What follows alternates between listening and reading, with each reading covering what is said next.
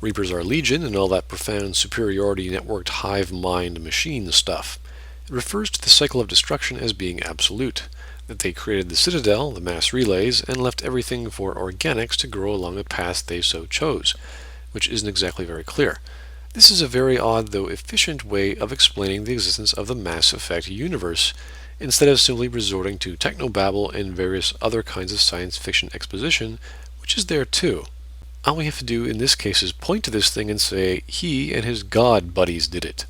Now you might be thinking, why is a god bothering with us mere mortals? Isn't this kind of James Bond villainish, where he reveals his secret plot to take over the galaxy?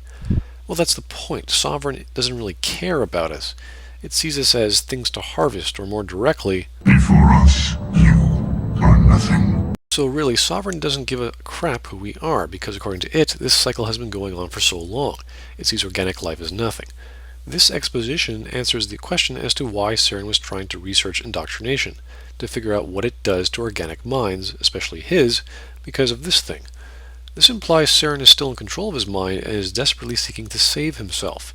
Either that or Sovereign is in complete control and is just doing some unknown experiment and ordering Saren to conduct it. So some windows blow up and Joker tells us Sovereign just did some crazy turn, which I'm guessing either broke the sound barrier several times over and Sovereign was stationed near the facility, or just fired off its booster rockets. Either way, I have no idea how a ship doing a maneuver in the atmosphere or a planet could produce such an explosion unless it was really close by and traveling really fast. And how come we didn't detect the ship on the planet before? It's kind of hard not to. So now that we're clear on who our real enemy is, we head over to the breeding facility to set the nuke. So we go kill some more Geth and Krogan, some drones, disable an AA gun, fight even more Geth, and then go down yet another elevator, and shoot even more Geth, open a big garage door, and finally make it to the bomb drop-off point.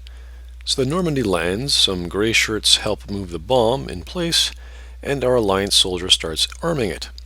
The distraction team is pinned down, and they can't make it to the rendezvous point. Question, where is the rendezvous point? Is this it? So we go call Joker to send the Normandy to help them out, and we're going to head over there too, since the bomb needs a few minutes to be armed. That sounds like a bit of overkill, considering we're leaving our soldier to arm the bomb with only one other guard present, and the whole point of this operation is to blow up the base with the bomb.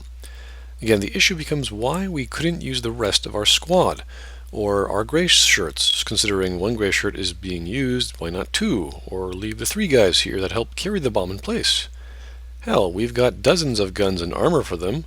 I'm sure we can equip them to be combat effective. So now we go kill more Krogan and Geth, take the same elevator up this time, and hit the roof. We then see a Geth dropship coming to the location of where we left the bomb. Oh crap. Now the game presents to us what's called a false dichotomy. We have to choose between saving the Marine at the bomb and saving the Marine who's stuck at the AA tower. Let's look at our liabilities. A Geth dropship has landed near the bomb where they are dropping Geth troopers. Only 2 Marines are stationed. The Marine at the AA tower has only a few Salarian troops left, and they are pinned down by Geth troopers. Let's look now at our assets. Shepard, including 2 squad mates who are mobile, the Normandy, that is also mobile, several Marines, 1 or 2 other squad mates, and the Mako are already on their way to the AA towers. Realistically, they've probably already arrived.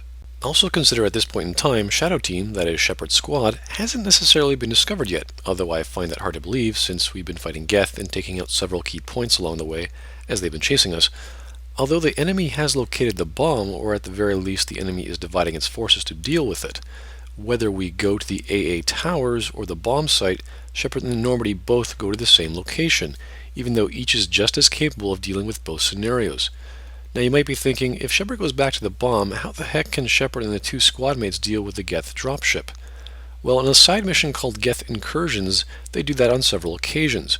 Of course they have help from the Mako, but nothing stops them from taking it out on foot. And even if the Shepard decides to go back to the bomb site, the Geth dropship isn't there for some reason. Let's also keep in mind the whole point of the mission was to set the bomb, and Kirahi's team said they'd somehow outrun it. If the bomb goes off prematurely, this is all for naught. Once again, the sense of time, as well as the lack of using a simple strategy, interferes with the narrative. So choosing to protect one Marine means the other ends up stupidly perishing as well. There is no sense of real time, so it's either one or the other, not hurry up and do one and then run back. As we take out the opposing force, Saren finally pops in for our first encounter, and he has a personal glider. Well, I guess that's how he travels to and from Sovereign. By the way, where is Sovereign? I thought the ship was headed our way. We take a few shots at Saren, but he doesn't really care, and neither do we, since we stopped firing. We finally get his viewpoint. Is submission not preferable to extinction? We also find out he's still in control of his mind, or so he says, and he's struggling not to let himself become a slave. Even though mind-controlled or not, he's doing the bidding of his master. We also discover the Geth, in fact, worship Sovereign and see it as God, which explains their religious behavior before on Pharaohs. And in much the same way the Geth are treated as tools and survive the Reaper's cycle of destruction, so does Saren believe organics need to be slaves in order to survive. The conduit is still a mystery, but is the reason why Saren is still Sovereign's right-hand man. What I like about Saren is he too doesn't want annihilation. He wants to save lives. This is the classic befriend your enemy strategy to teach them compassion, in much the same way Benezia was trying to do with Saren. But ultimately she failed, and unless Saren has some serious pull with his uber-computer overlord, he will too. So we shoot the crap out of our Grey Goblin on his flyer, which unfortunately turns into a cutscene of fisticuffs, even having Saren throw down his assault rifle so he can strangle Shepard. Now, either Saren doesn't want to kill Shepard because he hates humans but enjoys a good strangling, or he wants Shepard to see things his way. After Saren's distracted by what I think is the bomb's klaxon, and why it would make such a loud sound from far away would be quite deafening, it's enough for Shepard to smack Saren in the face, thus freeing themselves. Instantly, the Normandy comes. "Hi, Normandy, what the hell took you so long?" And we supposedly get picked up. The scene cuts to the status of the bomb armor. If you left them, then they're stranded fighting off Geth, or if you went to help them, you carry them off to the Normandy. And then a quick cut to Shepard's face. Joker says to hang on, which doesn't make sense, and then a planetary view of the Normandy and the bomb going off. Let's just look at this. Keep in mind, this is a picture of a planet as seen from orbit. Look at how big the explosion is. I don't care if you were 100 miles away, you're dead. Kirahi's team, if they ran, were dead. Ranathanoptis, if she ran, was also dead. That Salarian you may have freed is dead. The creature in the oceans are dead. The impact of the blast would have caused a crater, and considering the climate, a massive tidal wave stretching several hundred miles. The atmosphere and various layers of it would subject everything on the planet to raw solar radiation. Then there's the deadly fallout of electromagnetic and radioactive radiation, the dust clouds and other material ejected into the atmosphere, the thermal radiation, ionic radiation, seismic effects, air pressure. I mean, this is not just a typical nuclear device that we can wrap our heads around. This is the biggest nuclear explosion ever, somewhere in the range of thousands of gigatons. No, probably bigger. This is like a meteor impact that'll blast the entire ecosystem into the Mesozoic era. Either that or BioWare is taking great liberties with their lens flare effect. Look at the aftermath. This thing is stretching into outer space.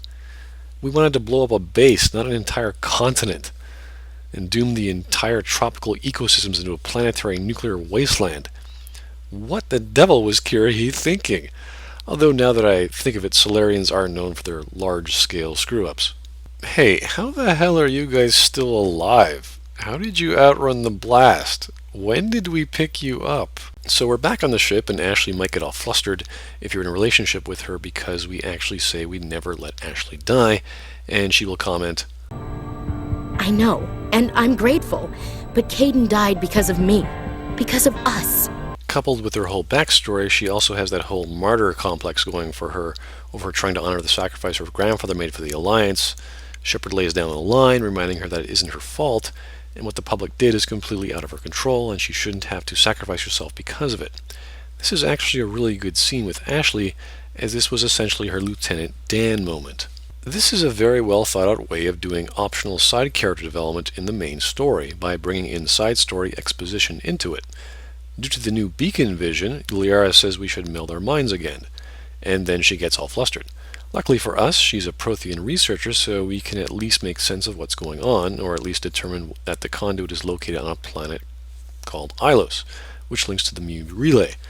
The visions were actually distress calls by the Protheans, which apparently didn't help. This is good news for us since we have no indication that Saren has a mind-melding Asari Prothean researcher expert.